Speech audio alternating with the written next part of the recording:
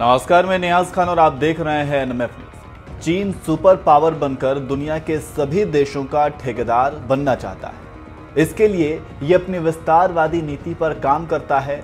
दुनिया में छोटे देशों पर अपना रौब दिखाता रहता है और बिना वजह हस्तक्षेप करता है। लेकिन इस बार एक छोटे से देश ने चीन को मुंहतोड़ जवाब दिया है। जी हां, यूरोप का एक छोटा सा देश लिथुआनिया।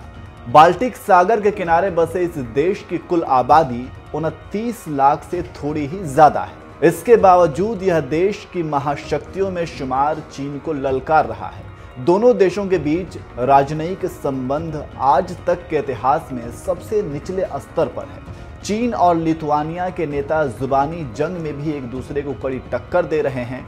चीन चाहता है कि लिथुआनिया तुरंत ताइवान के साथ अपने संबंधों को खत्म करे, जबकि यह देश इसे संप्रभु फैसला बताते हुए पीछे हटने को तैयार नहीं है। इस बीच चीन की धमकियों की परवाह न करते हुए लिथुआनिया के एक सांसद ने बीजिंग को पीपुल्स रिपब्लिक ऑफ कॉमेडी तक कह दिया।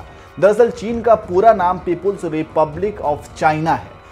यह सांसद कोई और नहीं बल्कि एक हफ्ते पहले ही ताइवान गए आधिकारिक प्रतिनिधि मंडल का नेतृत्व करने वाले लिथुआनियाई नेता मातस माल्दीकिस हैं। उन्होंने चीन की सरकारी मीडिया ग्लोबल टाइम्स के प्रधान संपादक हु शीजिंग के एक ट्वीट का जवाब देते हुए लिखा कि राष्ट्रपति शी जिनपिंग लिथुआनिया पर हमला करने के लिए अपना जोकर भेज रहे थे। शीजिंग ने पहले की तरह ही अपने ट्वीट में लिथुआनिया को धमकी दी थी। रिपोर्ट से यह भी पता चला कि लिथुआनिया को चीन की कस्टम रजिस्ट्री से हटा दिया गया है। इसका अर्थ है कि लिथुआनियाई सामान चीनी बंदरगाहों में प्रवेश नहीं कर सकता है। बता दें कि लिथुआनिया में इस साल की शुरुआत में चीनी राष्ट्रपति शी जिनपिंग के महत्वाकांक्षी मिशन CEEC को छोड़ने का ऐलान किया था। इस फोरम को 2012 में चीन ने शुरू किया था। इसमें यूरोप के 17 देश शामिल हैं, जबकि 18वां देश खुद चीन है।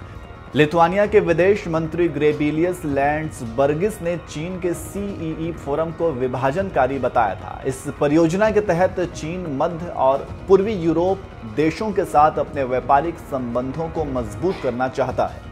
इतना ही नहीं, लिथुआनिया ने इसके बाद चीन को उकसाने के लिए ताइवान के साथ राजनयिक संबंध भी बहाल किया है। चीन ने इसी साल सितंबर में लिथुआनिया में ताइवान को अपने नाम से कार्यालय खोलने की अनुमति देने के बाद राजदूत को बुला लिया था।